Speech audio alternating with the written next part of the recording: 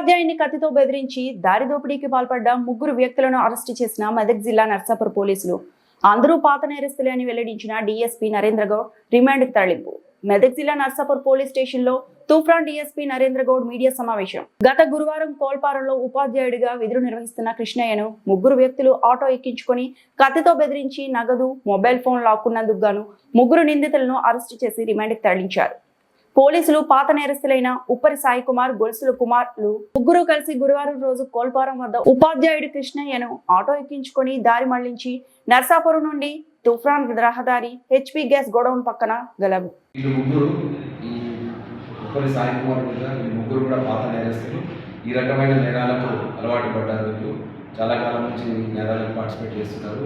ఉప్పరి సాయి కుమార్ మీద 14 కేసులు ఈ రకమైన ప్రాపర్టీ అఫెన్సెస్ ఉన్నాయి. అదేవిధంగా దారంగుల అనిల్ మీద ఒక 8 కేసులు ఉన్నాయి. గొలుసుల కుమార్ మీద ఒక 6 కేసులు ఉన్నాయి. వీళ్ళంతా కూడా వీళ్ళతో పాటు కలిసి ఒక గ్యాంగ్గా ఏర్పడేసి చాలా ఆర్గనైజ్డ్గా ఈ నేరాలకు పాల్పడుతున్నారు. దోపిడీ చేయడానికి కానీ, దొంగతనాలు చేయడానికి కానీ వీళ్ళంతా కూడా ఒక గ్యాంగ్గా ఏర్పడి వీళ్ళు చేస్తున్నారు. ఒక పథకం ప్రకారం వీళ్ళు ఈ రకంగా చేస్తున్నారు. అందులో భాగంగా గత జూన్లోనే వీళ్ళు జోగిపేట ప్రాంతంలో ఒక దొంగతనానికి పాల్పడితే ఈ 5గురు కూడా జైలు పంపేయడం జరిగింది. అందులో ఈ ముగ్గురు గత కొన్ని రోజుల క్రితమే, 10 రోజుల క్రితం, అంతకుముందు ఒకరు 15 రోజుల క్రితం ఇట్లా జైలు నుంచి రిలీజ్ అయినారు.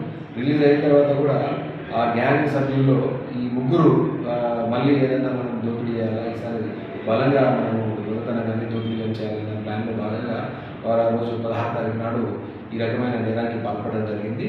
ఇందులో మేము దీన్ని ఛాలెంజ్గా తీసుకొని మా ఎస్పీ శ్రీనివాసరావు ఐపీఎస్ గారి ఆదేశాల మేరకు మా టీమ్స్ అన్నీ కూడా దీంట్లో ఆ రోజు నుంచి కూడా తీవ్రంగా దీంట్లో శ్రమించి ఈ ముగ్గురు నేరస్తులు పట్టుకోవడం జరిగింది. వీళ్ళ మీద కఠినమైన వీళ్ళకు శిక్షలు పడే విధంగా నేను బలమైన శిక్షలను కూడా దీంట్లో మేము ఇన్కార్పొరేట్ చేసి ఖచ్చితంగా రేపు కోర్టులలో వీళ్ళకు శిక్ష పడేలాగా పూర్తి చర్యలు తీసుకుంటాము.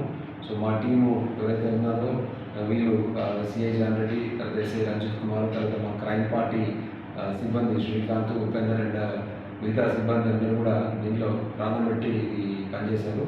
సో నేను వాళ్ళంతా కూడా వ్యక్తిగతంగా అభినందిస్తున్నాను. ఇది వితిన్ 48 అవర్స్లో కేసు నమోదైన 48 అవర్స్లో మేము నేరస్తుల్ని పట్టుకోవడం జరిగింది. ఇది మా సిబ్బంది యొక్క సమర్థతకు నిదర్శనము. ప్రజల్లో కూడా ఒక నమ్మకాన్ని పెంపొందించే చర్య.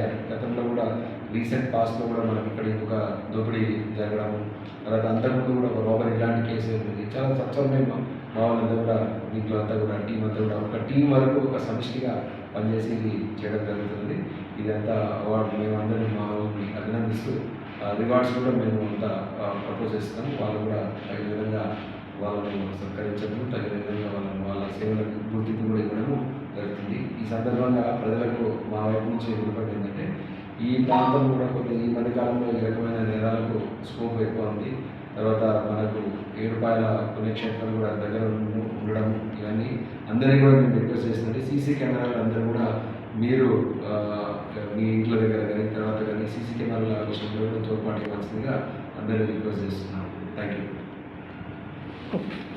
మరిన్ని అప్డేట్స్ కోసం మా ఛానల్ని సబ్స్క్రైబ్ చేయండి.